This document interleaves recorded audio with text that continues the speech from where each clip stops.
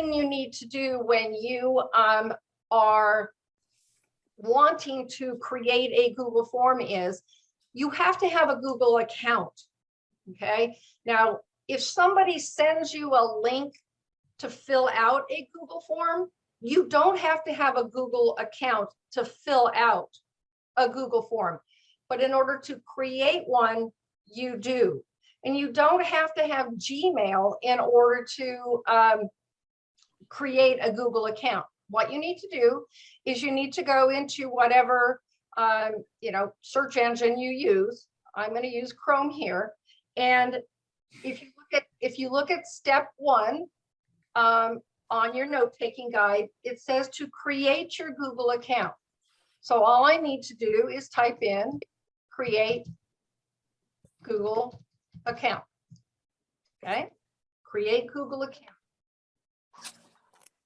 Oh no, what happened?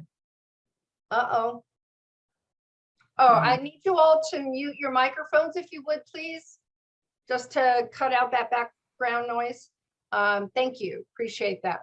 Okay, so once you type in create Google account in whatever your search bar is, the first one that comes up is probably going to be the one. If it says an ad here, AD, don't click on anything with an ad. Go right to the source. So create Google account. And you're going to be taken to this page. It's very simple. You're going to create an account for yourself. The steps are right here.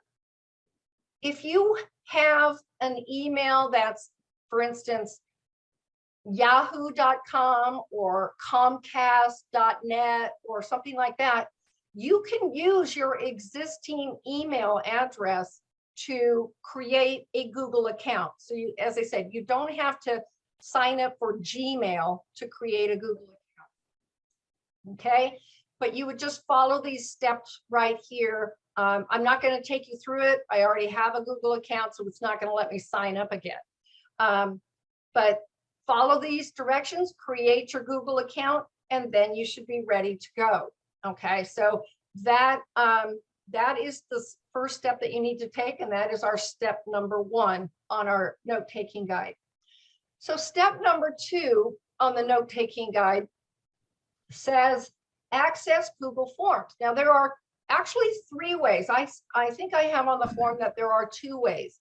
So once you have a Google account and you are logged on to any kind of a Google product, whether it's Gmail or Google Chrome or anything like that, in the upper right-hand corner, and I'm going to enlarge my screen a little bit so you can see it. Look in the upper right-hand corner of my screen here, and you're going to see a circle. This is my account. You might not have a picture there if you haven't added a picture to your account. It might have a letter of your name's initials. Okay.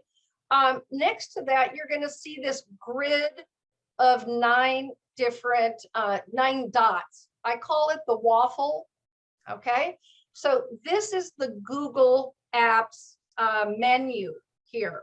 And that's one of the ways that you're going to get to your Google Forms. So I have to make this back a little smaller here. And I'm going to go up here and I'm going to click on the waffle. So if you look at step number 2, it has the waffle first, and then you'll see the triangle. These are all Google Apps in this menu. Okay, and this is only some of them. They're like, there were like 300 Google Apps. I have no idea. You could click on more from Google. If you don't see this drive right here, it probably is going to show up immediately. So click on the Google Apps waffle, then you're going to go right down to Drive. This is just one way to get to your Google Forms. This opens up what we call your Google Drive. Your Google Drive is a cloud storage, and anything that you create using Google is going to be in this drive. So I've got documents, I have folders that I've created. Okay, so this is your drive. I'm going to go over here to the left where it says new, and there's a plus. Okay, there's a plus sign. I'm going to click on new. and I can go down right here to where it says Google Forms. So I could access docs, sheets, slides, or forms here, or even more, okay? I'm not going to click on it because I want to show you the other two ways. So that's one way to get to Google Forms, and that's the one that's listed on step number 2. Okay, the second way of doing this is, again, to go to your waffle over here, click on your waffle, and the Google Forms icon should be listed somewhere here. You might have to scroll down and find it. These are movable. You can drag these around by just holding your cursor down. You can move them. I moved. That's not what I wanted to do. I have all of the apps that I use a lot. They're right up here at the top, so I can access them easily. Google Forms, the purple form is the one that you're looking for. You could click on that and it would take you right to Google Forms. Now there's a third way, and it's very, very easy. I just found this out about a week or so ago. So you just go up here to the address bar at the top, or any kind of a search, and you can type in form.new. Form.new. And it takes you right to Google Forms. It's probably the easiest way to find it. Form.new. So make sure you write that one down. This is the home page for Google Forms. So this is where we're going to start with step number 3. Where do you type that in the menu bar, or? Oh, you can go up here to up at the top in the address bar up there. You could go to here. You could go form.new in a search bar. It's still going to take you there. Okay. Okie doke. Yeah. All right. So I'm on my untitled form. So we're on step number 3 now. Step number 3. So this is the starting place. This is the home page for Google Forms. The home page for Google Forms. It's always purple in color, and you will see the Google Form icon in the upper left-hand corner that tells you that you are on the Google Form page. So now the first thing that you are going to do, and for the purpose of this training, I am going to create an event for a volunteer who would like to participate in a fundraising event for a division. Okay, so you might have a fundraising event and you want people to sign up to be volunteers at this fundraising event. So that's what I'm going to do. First thing you do is click on where it says Untitled Form right here. And you can just press your backspace key to delete what's already there. Okay, I'm going to give this a title. It's going to be the May 3rd, oops, I told you my fingers are cold, event volunteer form. Okay, so the first thing you're going to do is give it a title, whatever your title. Don't make it too long, but give it a title. Second thing is, if you look at the bullets on your note-taking guide, the second bullet says Untitled Form in the upper left.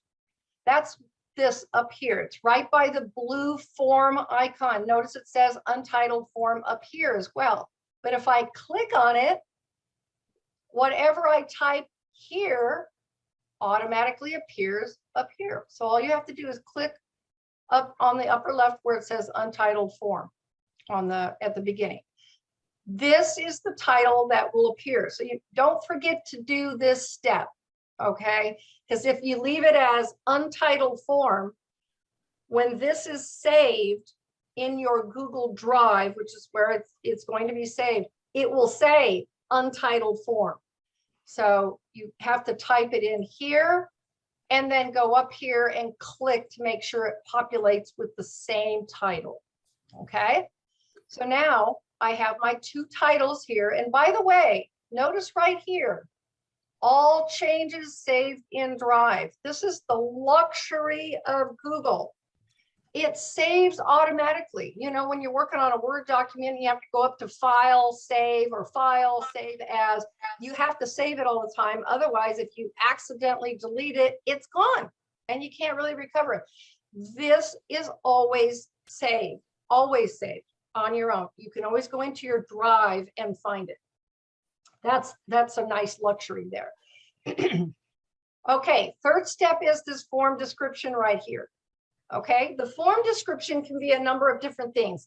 It can, it can provide some information about the event that this form is tied to. It can provide instructions on how to fill out this form. It might have the date of the event, might have the name of the venue, you might include the address. You can put whatever you want in this form description right here, because it will continue to expand and give you as much room as you need to type whatever instructions you need. So I'm going to click on form description and I'm going to type, please complete the information below to sign up to volunteer at our May fundraiser. Thank you. Okay, I can type as much as I want here. Okay, so now this is step 3. I have my title here. I have my title here. I have my instructions here to the people who are filling it out. And all the changes are saved in the drive, which is exactly what I want.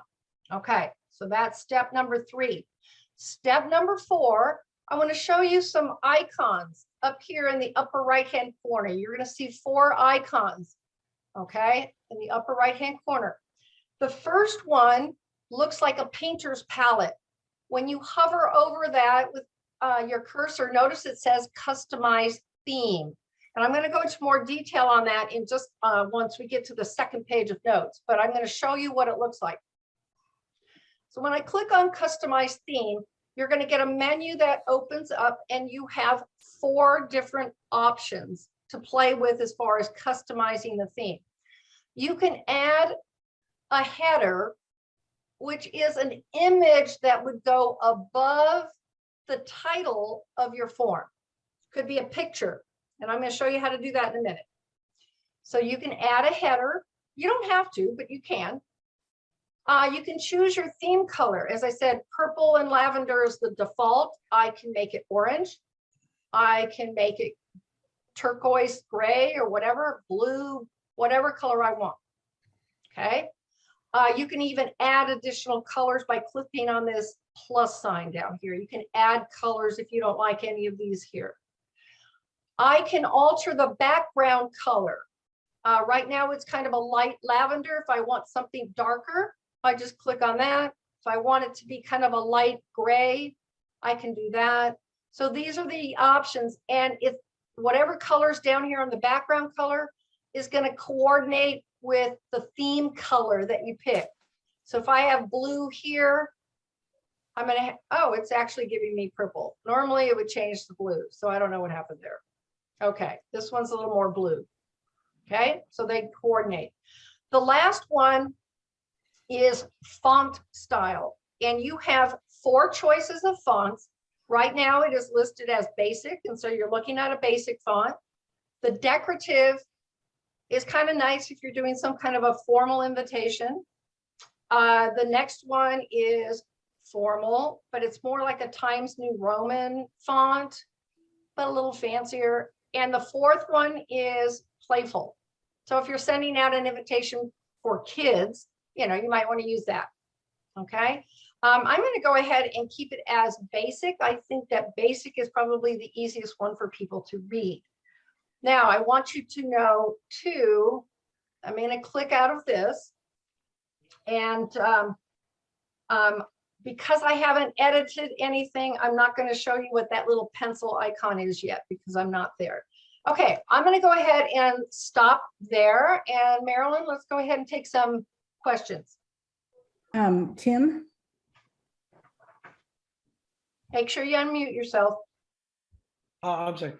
So when you mentioned that all of your documents are in the cloud drive, Yes, now when they're in the cloud drive, are they also on your computer, or do you have to download them to your laptop if you No. want to do that, or how does You that? you access them on your computer. So if I go up here to my waffle, everything's here.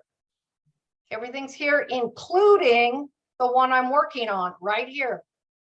So it's on your laptop and also in the cloud. Yeah. You could, yeah, it's in the cloud. So if you switch to a different device, you can access it from a different device. You can access it from your phone. You can go to somebody's house and borrow their computer, log into your account and access it, as long as you log into Google. Well, say for example, if you, for some reason, you no longer were using Google Drive, then would all of those documents disappear, or would they be on your No, laptop? They're still there. Your account still exists. So if you wanted to create, log into your account some other time again, you could access it. They're not going to go away. Okay, thank you. Okay. Any other questions? Lola,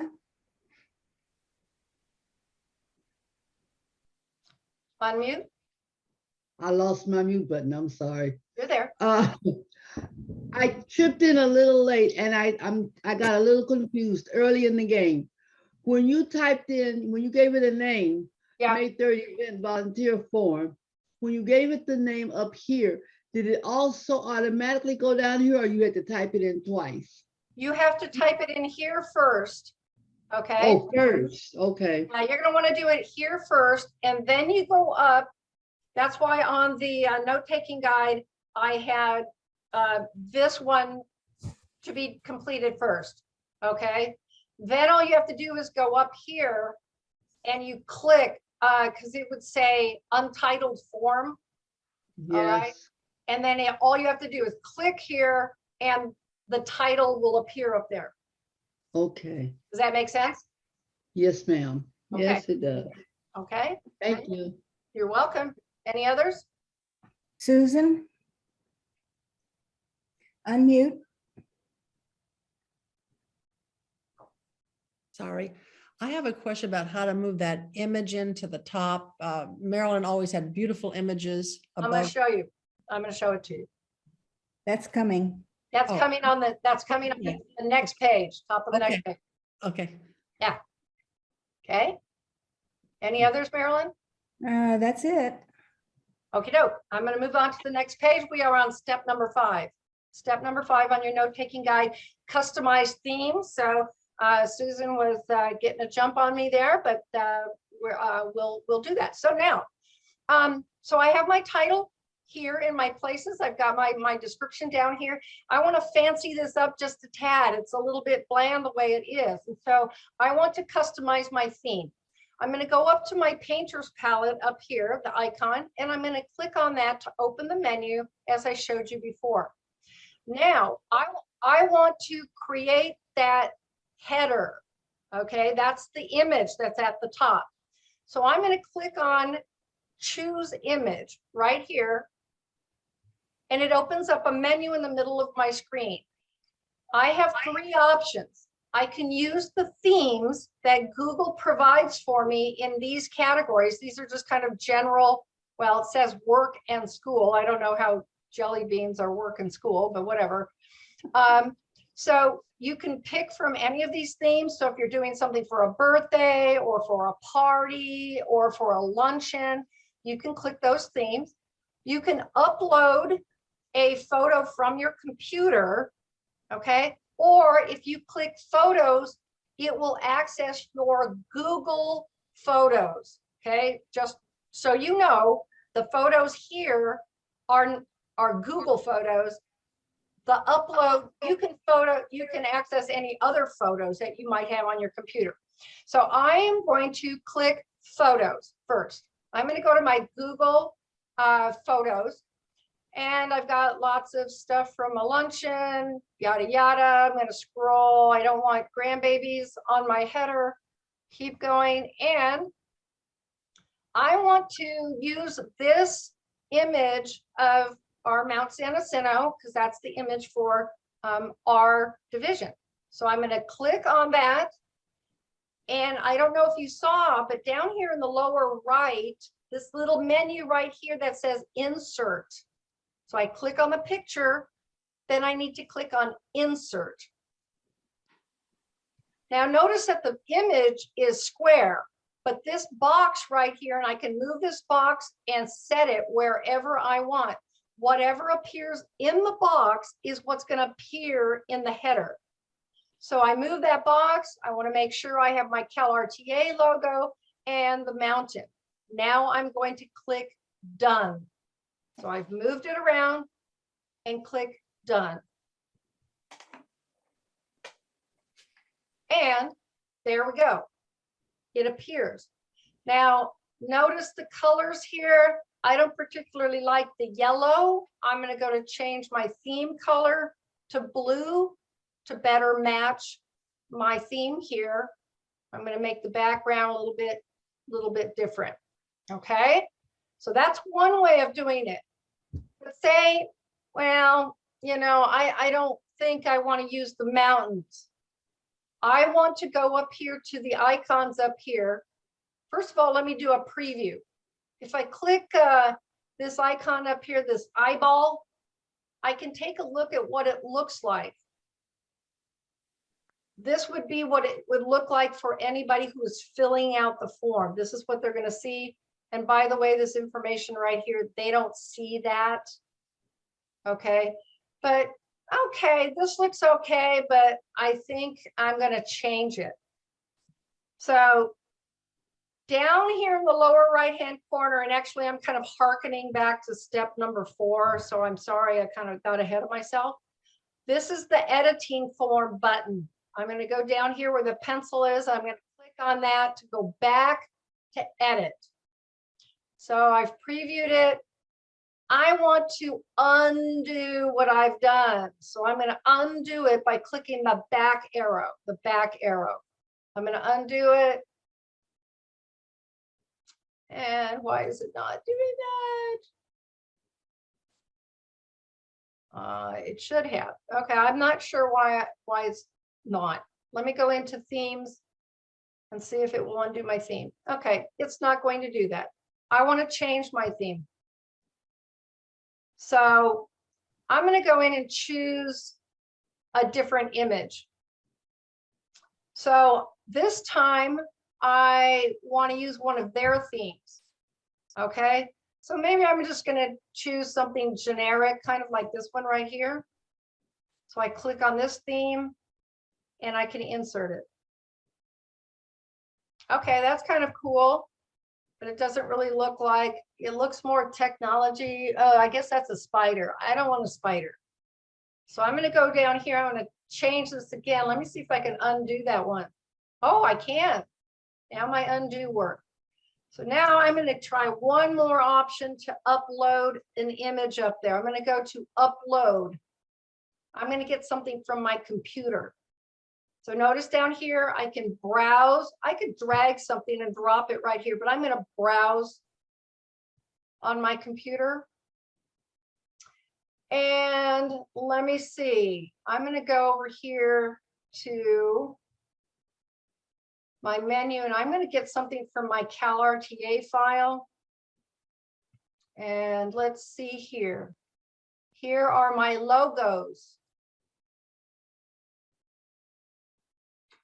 And here's I'm just going to use a CalRTA logo. So I'm going to click on my logo and go down here to open. Click on the logo, go down to open. It's going to appear, but look how big that logo is. I can't get it all in. So I'm just going to get the CalRTA in. So I just drag my little window here, just drag it around till I position it where I want it and go to done. Okay. I think I have it the way I want it. I am going to change my theme color and I'm going to change my background to make it a little darker. Okay. Sue, Yep. what's the difference between upload and photos? What I see where your upload's coming from your computer, Okay. but photos what? The photos are, if you have the Google Photos app and when you take pictures, you're storing them in Google Photos, that's the Okay. photos. Oh, okay, Upload can be any photos that you have yeah, that aren't necessarily stored in Google Photos. Okay, got it. all righty. So that's step number 5. I'm going to go up to preview. That's the eyeball. Let me see what it looks like. Oh, I like that. Nice, crisp, clean, looks really good. Going to go back down to my little editing pencil down here in the lower right. I need to go back to editing. Don't forget to go back to editing. Okay. All right. Step number 6. Now it's time to start adding the information that I want on my form. I'm going to go down here to, well, first of all, it says Untitled Question. I'm not going to be asking questions, but you have to understand that Google Forms were created predominantly for teachers to create tests and quizzes. So it's kind of organized around that kind of a theme. But let's take a look at the different kinds of items that you can have here. So the default is always multiple choice. So if you're going to have your people choose from a number of different items, then you would keep it at multiple choice. That's always the default.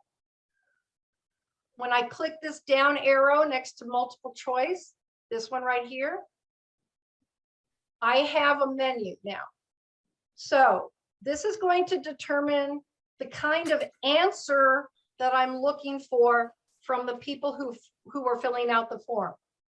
Do I want them to provide me with a short answer? You would use a short answer for having them put their name in, their email address, maybe even a phone number. That would be considered a short answer. Something that's no more than maybe a sentence or two. Short answer. Your second option is a paragraph. If you want them to write something that's lengthy, and it can be actually quite lengthy, 32,000 characters, not letters, but characters. So it can be very long. So you can choose a paragraph if you want them to write a paragraph response. Multiple choice means you're going to give them choices, 4, 5, 6, 7, and they can pick one. So multiple choice requires one answer only, or one choice only. The checkboxes, they can check multiple items. So if you say, which of the following positions in CalRTA do you are you a part of? Which do you hold? They might check 7 different positions. Okay, so the checkboxes are multiple items. The drop down is kind of a fancy multiple choice. On the form, it will just say drop down. Okay, and you're going to click a little arrow, and I'm going to show you because we're going to have one of those items. And your choices will be in a drop down menu, but they still will only pick one. Pick one. So multiple choice, multiple items, checkboxes. One single item, use multiple choice or the drop down. Okay, I'm not going to cover all of these down here. That's for a future training. I'm going to stick with the basics right here, which would be these 5 up at the top, short answer down to drop down. So that's item number 6. Okay, your different options for your category choices. So let's get to number 7. That's this untitled question. Untitled question. That's where my first item is going to be. And on any kind of a form like this, the first item is typically first name. I have people fill out a form with the first name as a single category and last name as a single category. That way, if I want to take all of the people who have responded, and if I want to alphabetize by their last name, I can do it that way. Okay, so I suggest that you keep first name and last name in a separate category. So this is a category, this box right here. So first name is the first category, And notice that it used to say multiple choice here on my items. It automatically changed to short answer. Google anticipates the kind of response you're asking for, which is kind of neat. So I'm going to keep it as short answer because they're going to type their name in. And down here, I am going to make this a required response by clicking on just to the right of that little button. Okay, I'm going to turn it blue, turn the button blue. That means that people cannot move on to the next item until they can't submit the form until they have completed all required items. And I will show you, it will show a little star by the item. I'll show you that in a minute. Okay, so that is the untitled question. Item number 8 is referring to these icons down here. I can duplicate this question to save myself some time because my next item is going to be what? It's going to be last name. So I can duplicate this box and then just change the new item to last name. If I want to trash this item, I can click on the trash can and that's going to toss it out and I can start over. Okay. The required button is important. I just showed you that. And then you have a little menu here. You can actually write a description, special instructions. I don't think you really need to have a description for a first name. People understand that. I am not going to discuss response validation. That gets to be a little advanced. Again, that'll be for a different training. Okay, so now I am going to actually duplicate this box. Okay. And all I need to do is backspace here to type in last, to make it last name. Okay, I'm going to pause there. Marilyn, may I have any questions? I don't see any hands raised. Any hands, guys? We good? Well, I guess we're good. All right. We are now on step number 9. Step number 9. Okay. First thing I want to do is I'm going to go up and check my work by doing a preview. Okay, got my header, my title, my description. Remember, they don't see this. Just so you know, they don't see this. Nobody's going to see this except for you or whoever's creating the form. Here's my first name and here's last name. Okay, now I'm good to go. I want to add some more details. I'm going to go down to my pencil icon down in the lower right hand corner because I have to go back to my editing. Okay, I'm back in editing mode. Let's go to item number 10. Toolbar, I'm going to add a question. I'm going to add a new item. See this toolbar over here on the right? The only item I'm going to focus on today is the plus. This is where you're going to add your question. So I'm going to add a question. Okay, but look at where it placed the box. I have first name up here and my last name is down here. I need the first name and the last name to be back to back. If I need to, look at item 11. Item 11 on your note taking. This is how you move a text box or a question box. See these little dots that you see here? They disappear, like on this form, it disappears until I hover over the box. When you see those arrows, the 4 arrows, if you just hold down your cursor, you can move the box anywhere you want. Okay.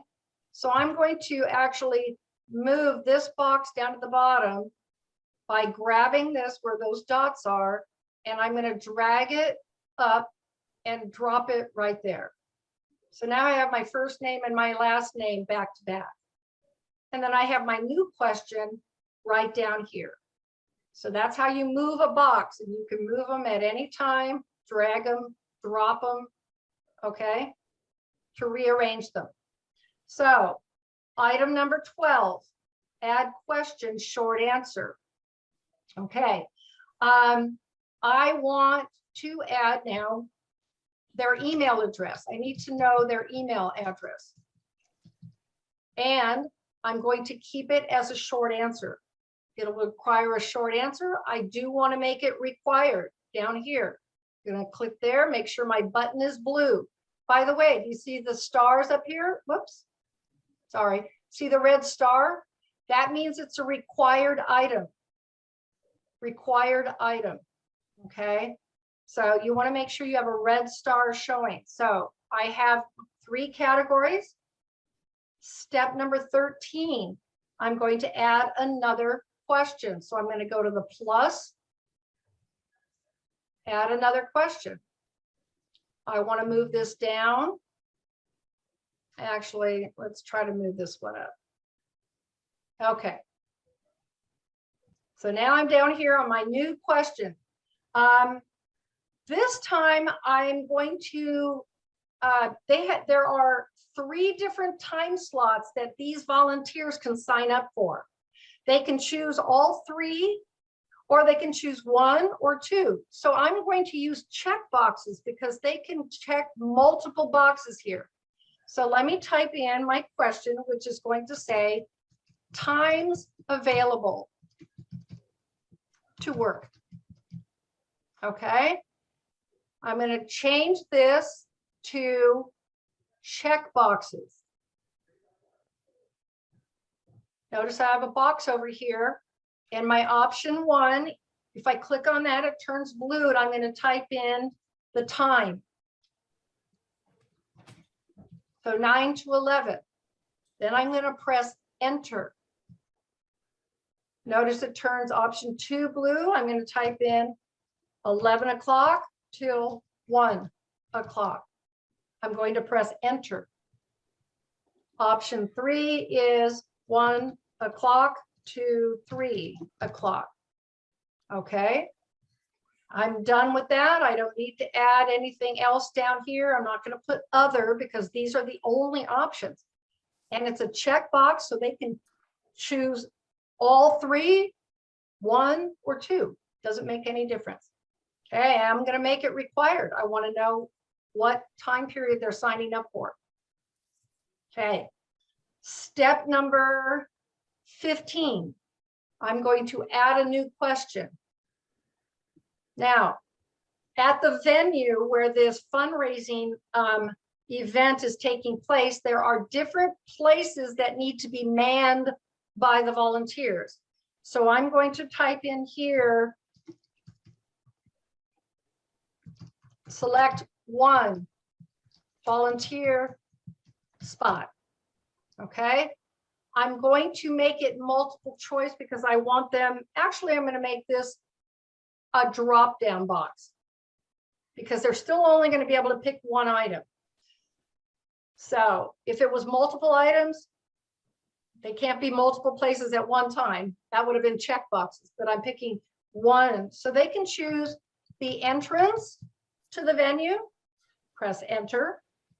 They can be at the check-in table. That's their second option. They can be at the pool area. That's cool. That's where I would be. And they can be at the rec center, or excuse me, the rec room. All right. They're going to select 1. I'm going to make this required. Okay. Let me preview. And now you can see what these look like to the people filling out the form. So we've got first name, short answer, last name, the short answer, the email address, short answer. Notice this. They could pick 1, 2, 3 if they wanted to. They could pick 2, 1. So you can test out your stuff. Notice that it says this is a required question.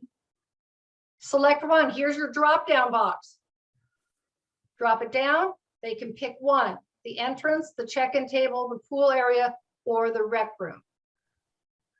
I am going, just so these red things don't show, I'm going to go down here where it says clear form to clear it up. Okay.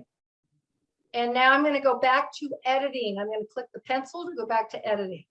And any questions? One, I'm not sure of the first name, but the last name is Mendez.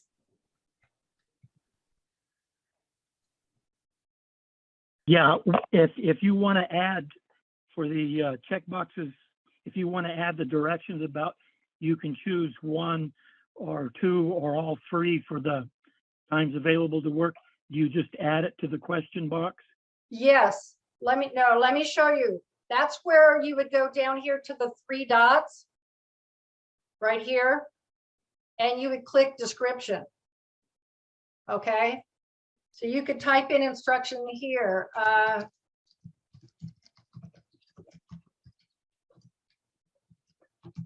Okay.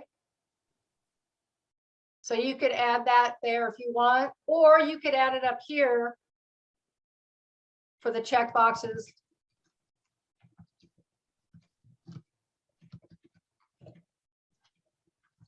Okay, either place.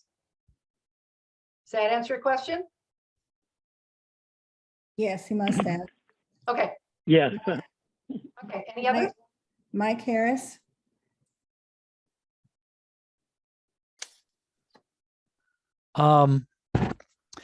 I was on the multiple choice, and what I was doing was putting in a virtual live meeting.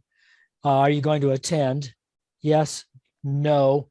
And then I wanted the other to say live, because then I could, find out. Can I change the name on other? So let me go down here.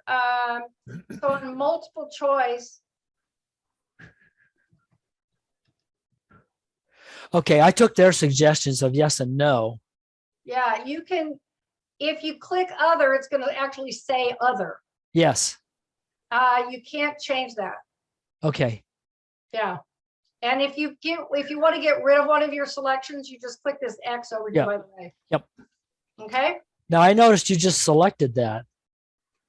That's not editable. Okay. All right. Thank Okay. you. You're welcome. That's as good as we're going to get, I guess, Hi, on that one. Yeah. Well, Okay. where it says add option or add other, couldn't he type in live? Yeah. If you click on other, it's going to put other.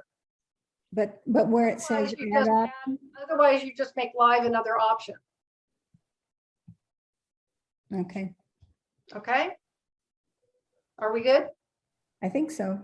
No more? Okay. He says he's good. Step 16. Step 16. All right. I'm actually going to delete this question by just clicking the trash can here. Okay. And keep my others here. I've already done my preview, so I know that I'm ready to go. I've got all the questions that I want, all the questions that I need. So step 16. Let's take a look first at the menu in the upper right-hand corner, right next to that purple send button. Here are some options that I have. I can make a copy of this particular form. It will automatically be saved in my drive. Why would I want to make a copy? Because I might have another event down the road a little bit that I can use the same kind of form and just maybe edit it a little bit. So sometimes it's nice to make a copy. I can trash the whole form if I want to. And I'm not going to cover pre-filled links. Again, that's for a future training. You can print this form that you see, you can print it. Okay. And add collaborators. That means if I wanted to add somebody else and give them access to this form and editing rights to the form, I can add them in as a collaborator. So for instance, if I wanted Marilynn to be a collaborator with me, now when I open this, people that I tend to, exchange emails with or share these documents with show up. So I could just click on Marilynn's image right here, or I could type in her email. Okay, so you can add as many collaborators as you want. You can write a notice, a message to them. Marilyn, blah, blah, blah, blah, blah. Here's this form. Tell me what you think, yada, yada. Once I do that, I just go down here and I can send this to her.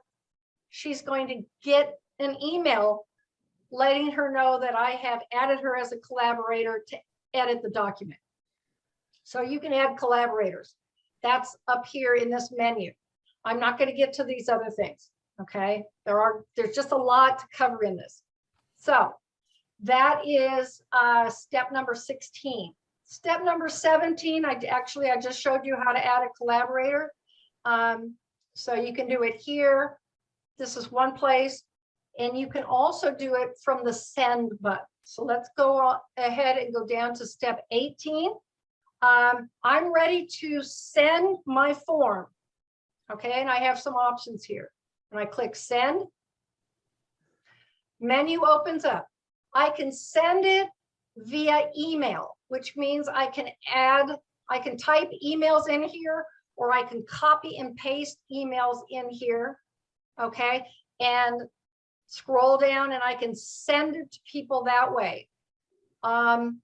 You can type in a message down here where it says message. You can change this by just deleting what's there. You can type in a message to them.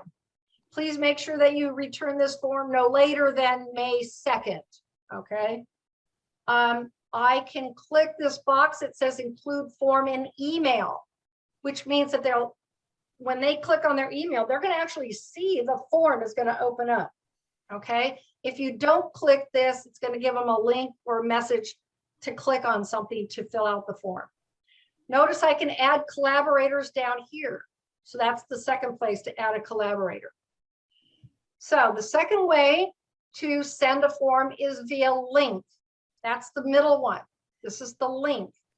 This is the way I typically send forms to fill out. When I sent the registration form out for you to register, I put a link in my email to you. Notice how long this link is though. Holy moly. I can shorten this by clicking the shorten URL box. Notice how short it makes it right there. Okay. Once I have my link, I copy it right here. Okay. Click copy. It's on my invisible clipboard. I'm now going to go to my emails. I'm going to compose a new email I'm going to send it to Marilyn. Okay, there's Marilyn. I'm going to put registration. Okay, and I'm going to paste the link. I can either do Control V, and to copy, I could have done Control C or Command C. Okay, to paste, I use my mouse, so I'm just going to paste it here, or Control or Command V. Okay, the link is going to be in there. It will turn blue once I send it. Okay, and then I just send the email. Okay, so I could do it that way. So that's the link. This is the embed. I personally have never embedded a Google form in anything, but you can embed it onto a website. If you know how to do that, you can embed it into a PowerPoint slide. Okay. I don't typically do that, but if it's something that you want to do, you can try that out by embedding it. And basically you just copy that link, and then you need to know how to embed it. Okay. So these are the three. Typically it's the link that's used the most, but don't forget to shorten that URL. Okay. Marilyn, any questions? I don't see any. Okay. Okay, last call on questions, because I'm going to click out of all of these and I'm going to show you what happens when people fill out the form. Okay, so I'm going to go in here to my Google Drive. So I'm on step 19. This is the Google Sheet. Oh, Mary Elliott Clem, she raised her hand. Go ahead, Mary. Right. Thank you. I have a question about the email. when I send out a form, then I need, if I understood you correctly, I need to copy each email address onto that particular form. There's no place where they're stored or Google. Oh, if you Like want, when I do the news, when I do with my newsletter, there's a section for contacts and they're all in there. So then I just push send. But here I have to copy each email into this. Is that correct? if you want to send it using this email right here. Yeah, Right. what you could do is you could My- copy from your contacts. If you've got contacts in your, email, if you've got a contact list, you can copy those and just paste them in. You don't have to do them one by one. Or if you have a spreadsheet with names, like the names of people in your division, you can copy, and I'm going to show you that in a minute, how to do that. So you can copy them all at once and paste them in there. Is that answering your Okay. question? Kind of. If, Okay, I mean, show we have, say there's 250 names, Right. and then I have to copy each one. That's Well, you seems, can do it from it's a, got to be an easier way. I'm going to show you how to do that in a minute. Okay, Okay. 2 other hands up. Mike? Yeah, I asked Marilyn, does Google have limitations on how many emails you can send out on one time? Well, they used to, but I have found that I can send 200 and something all at once Oh, my gosh. these days. Okay, It used to be limited. I used to have to divide them up into groups of about 80. yeah, Now it's, and I have no idea what changed. I have no idea, but I mean, thank God, because, it was rather tedious. So now, I mean, I can copy, when I send out stuff for CTC, I send it through my Gmail. And so, yeah, mhm. you can send it Well, out. yeah, I know it was a limitation in the past, and what happens is if you go over a certain number, they get tagged as spam, so that the recipients never see it in their regular inbox. That's why I use MailChimp. There are some times that your email program, because it's coming from a mass mailer, will tag it as spam anyway. Yeah. So you're kind of in catch-22. Do I do 80 and hope it gets through to everybody? Or do I say, the heck with it, use MailChimp to 400 and hope it gets through where it needs to? Well, just a word about MailChimp. I read recently, and you probably are up on this too, Mike, that that spammers are using MailChimp now because MailChimp course. doesn't say where it's coming from. So they're messing with that now too. And I just saw that in a write-up on a tech website. So I don't know. Yeah, it's like, you're right. It is a catch-22. So far, I haven't had anybody come back and say, hey, I didn't receive your update newsletter. And I sent it out to, 100, 200 people or whatever. So. Sue? Yeah. Hey, Sue, I have a experience with sending out 1,000 emails to active teachers. And I try to keep it to about 100 or so. Yeah. Each email.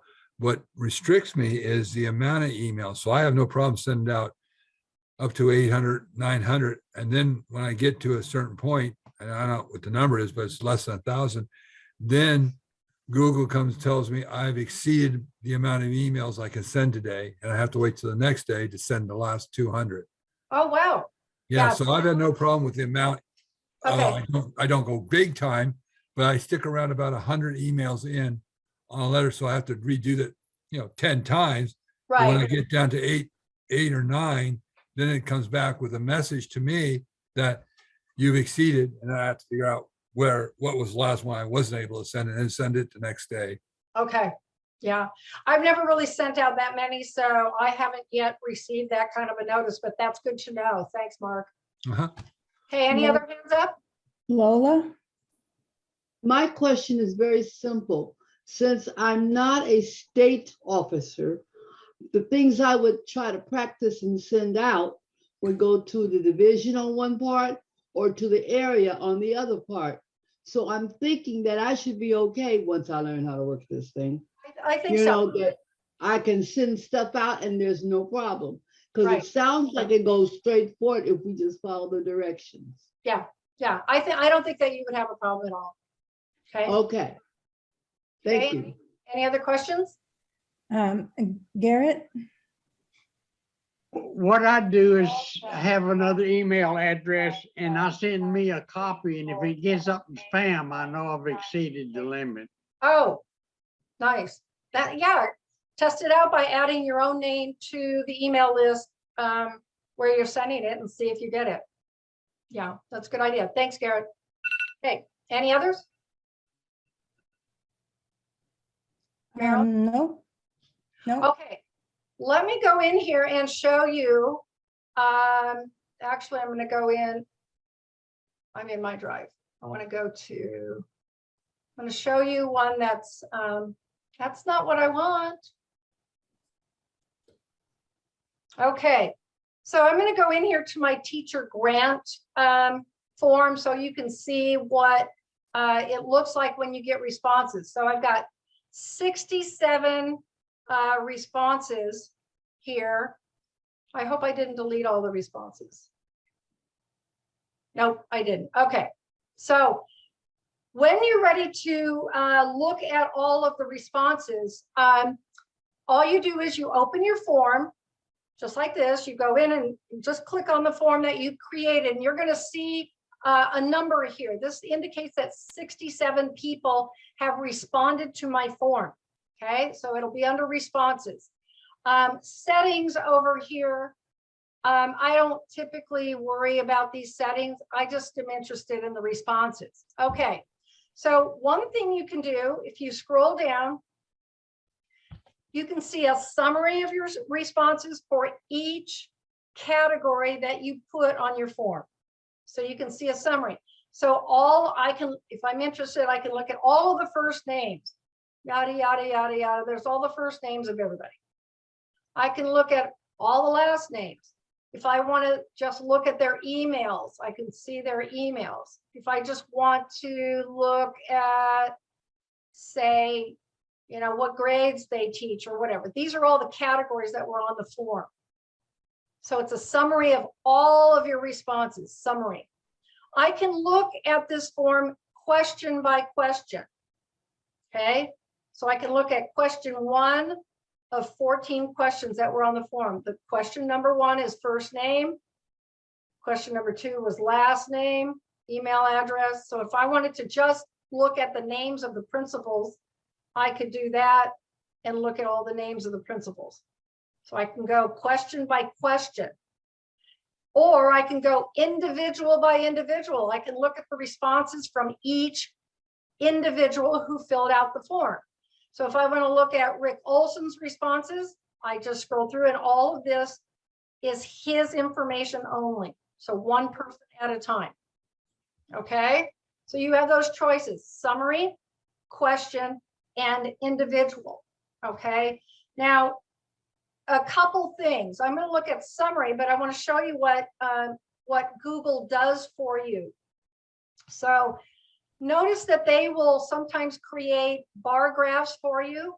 So if I wanted to see, for instance, which schools had the most people who applied for this teacher grant, I could see these two. I can just hover over this and see, okay, this is San Jacinto High School. This one is Tockwitz High School.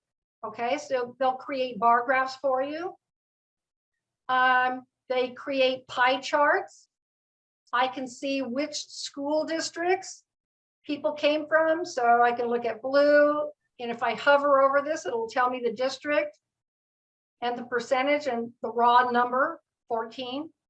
So 9 people from Marietta, 10 from Menifee, 32 from Hemet. So they'll create pie charts for you as well. Another bar graph.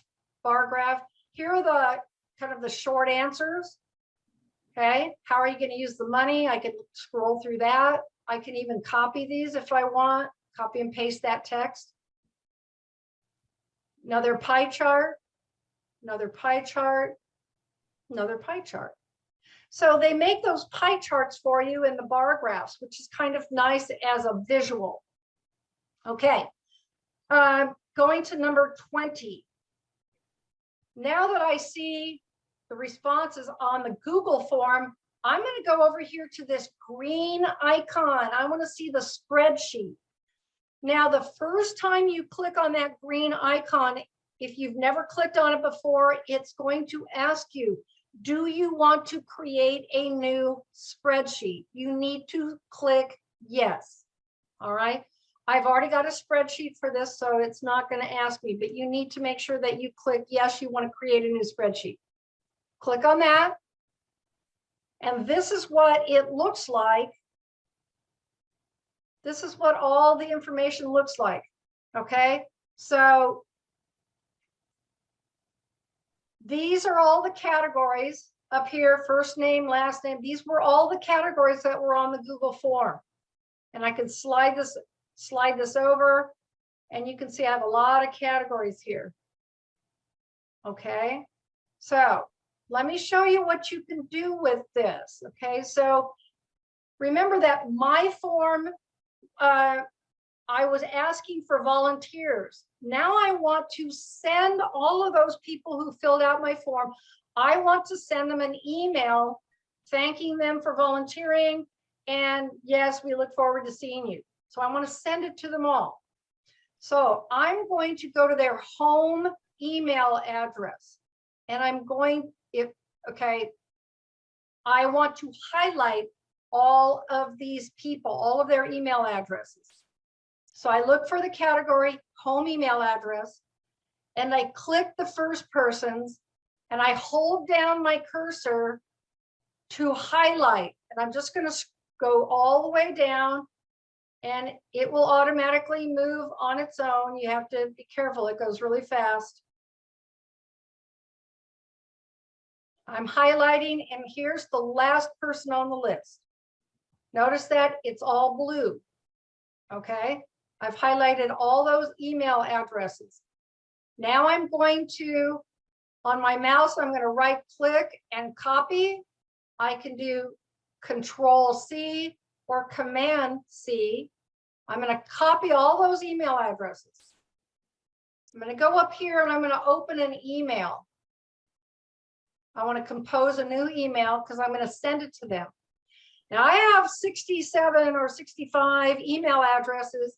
I don't want to type it in. I don't want to paste them in right next to the two, because that's going to violate the privacy of all these people. Because if I put it right there, everybody can see everybody else's email address. You don't want to do that. Click the BCC. That's a blind copy. So nobody's going to see anybody else's email. I'm going to paste here. I could do Control or Command V. Here are all the emails posted in. These are the people who signed up. Now you do the rest. You add your subject in, you type your email, and you click send. Okay, so that's one way to use this form. Copy the email, just as I said, you drag until it's blue. Okay, so that is, oh, I guess I didn't get all of the things that I was supposed to in item number 20. So let me go back to my form real quick. Whoops. Okay. I don't think I did this. Okay. Back on my form, when I click on responses, and that's where that green icon is. If you look at this menu right here,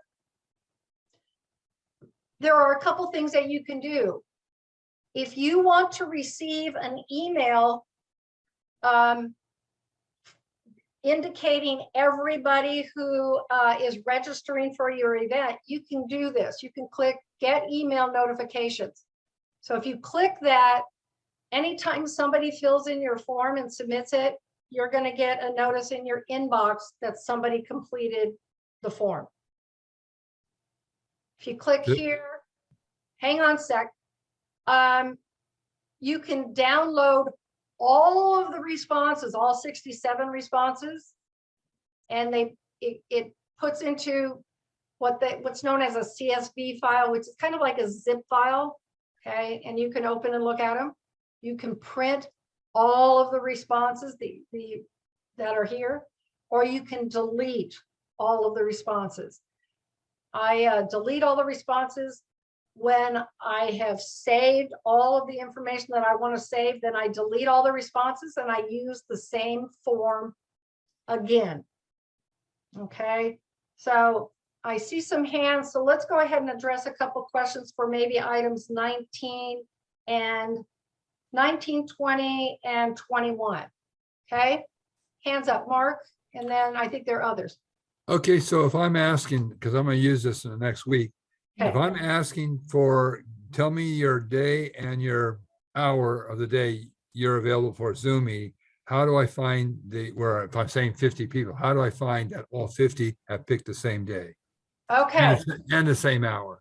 Okay. Let me see. I wish I had a sample of something like that. So let's say you could do something like this. Okay. You sort the column. You sort the column. And this is actually getting to item number 22.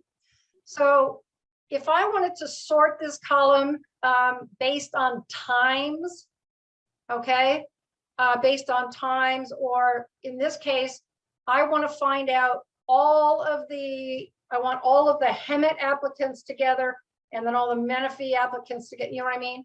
I can sort it by clicking on the letter. You click on the letter of the column that you want to sort. Click on the letter. Now there's two ways to do it. On my computer, I can right click on my mouse and I can go down here to sort the sheet. Don't sort, sort the whole sheet, A to Z. I'm going to alphabetize it. A to Z could mean number wise, 1 to whatever, okay? Now, if I look at this school district column, I've got, it's all alphabetical. Alphabetized, yeah. All the Hemet ones are there. So if it were a number like a time, whoever signed up from 11 to 1, and people who signed up for 1 to 3, Google would decide how that's going to sort. So you would go Right. A to Z, okay? But you click on the letter of the column. Does that make sense? Sort of. Maybe when I get to that point, I'll call you. Okay, so for instance, here's a column with numbers, phone numbers. If Right. I wanted to click on that, say those were times, okay? I'm going to click on it. Here's another way to sort it. If you don't want to right click, I can go up to data. Data, sort sheet. Go over to the right, A to Z or Z to A, either way. Now, all of the numbers are listed with the smallest number first and the biggest number last. Okay. So you can sort it. If I wanted to change that, I've got to highlight the letter, make sure my column's blue. Data, sort sheet. I'm going to reverse it now. Okay. The highest number here is at the top. The lowest number is at the bottom. So if I was sorting by, my question was day by day, and within that on Tuesday, a lot of different possible hours. How would I find Well, you would have a column, Tuesday? you would have a where- column for days. Yeah. Days would have to be its own column. So that'd be a column, and then all the things coming down would be the hours. And if I had 50 people, I guess it would tell me that 50 people checked on 1 o'clock or 20 people checked on 2 o'clock kind of I thing. would start by days first. Okay, yeah, I would start by days first and then look at the hours that they've all listed. okay. Yeah. Okay. Okay, so that's sorting sheets. So I kind of, so that's 22 and 23. Let me hit the last. Let me just show you a couple other things. So notice how big this sheet is. And this kind of is reminiscent of the sheets that Johanna sends out to you with all of the division, a zillion different columns. Well, you don't need to keep all those columns open. Say all I want is the first name, the last name, and their home email. I can go up to the top of the column where the letter is, and notice there's now a little arrow. See the little arrow? And click on that. And I can go down to hide column. And now it's disappeared. I don't need the name of the school. I'm going to click on that. Hide column. I'm going to click on this one and hide column. I can do that as much as I want. Can I also- select multiple columns and do all at once? Let me see. I would imagine you probably, yeah, I'm just holding down my control key Mhm. and clicking as many. Let's see what happens. Hide columns. Yep. There we go. Nice suggestion. All right. Notice how short my form is now. How wonderful. You can do that with Johanna's form. There's a bunch of columns there you don't really need to see. You want to condense it down to what you can see. Now, if I want to restore my columns, see the little black arrow? The black arrows right there, you might not be able to see them real well. Right here, black arrows. Click the black arrow. Wow, it's all restored. Okay. And the way you know that they're hidden is that the alphabet is in order or you've lost a letter. Exactly. Okay. Exactly. Okay. I think that's it. You can slide, by the way, you can slide these columns and make them wider. Just slide up at the top here, up by where the letters are. Okay, you can slide them, make them narrow, make them wide. You can slide over here where the numbers are. You can slide those up and down, make them skinny, make them fat. Okay. I'm not going to get into a lot of this. This is a whole other training. No. How to do Excel Okay, sheets. no, Yeah. Yeah. Okay. Any questions on all of that? That was a lot. Garrett, Yeah, Garrett?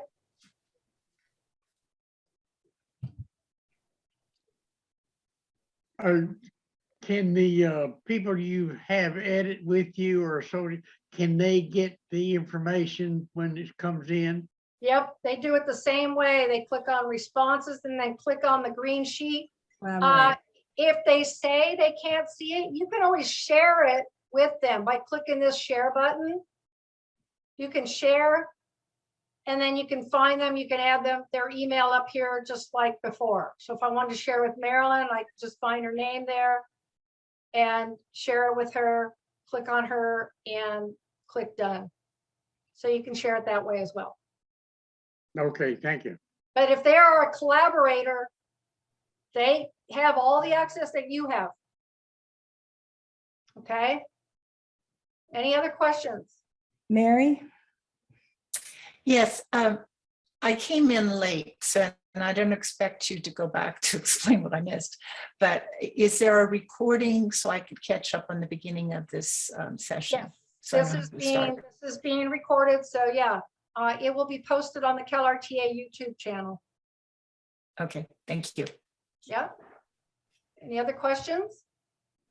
Lola had one, but then she lowered her hand, so it might have gotten answered.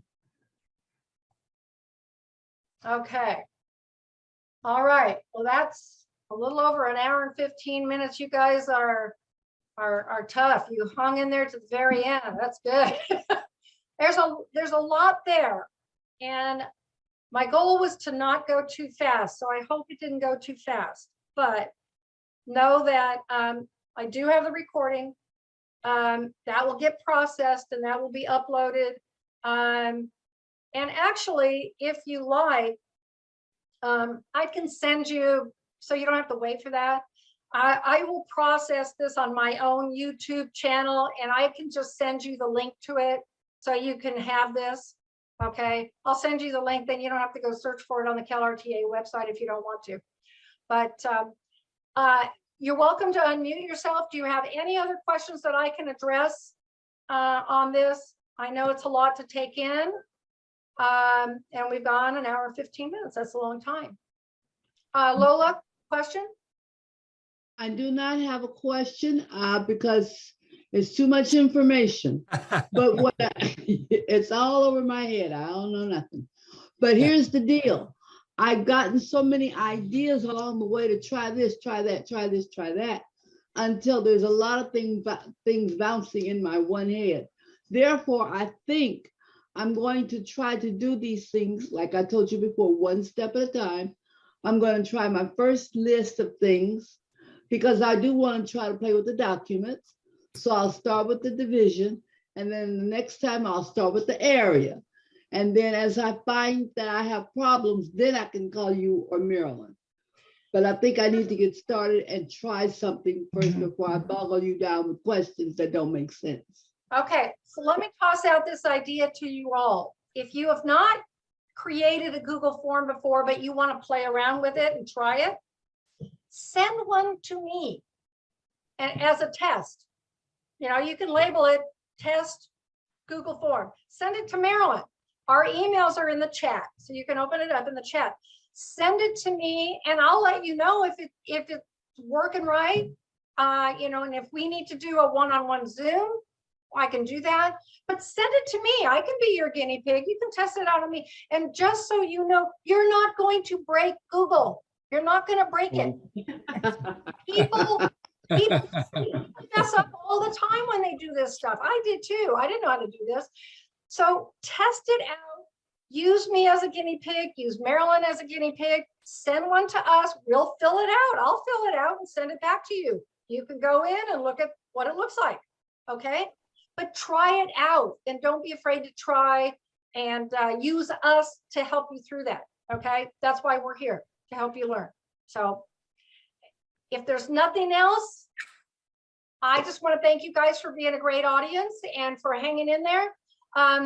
I will, if there are any resources that you need, make sure you let me know, but I'll send you, as soon as this video is processed, I'll send you the link in case you need to use it as a review, okay? Or to go back through it again and check it out with your notes, okay?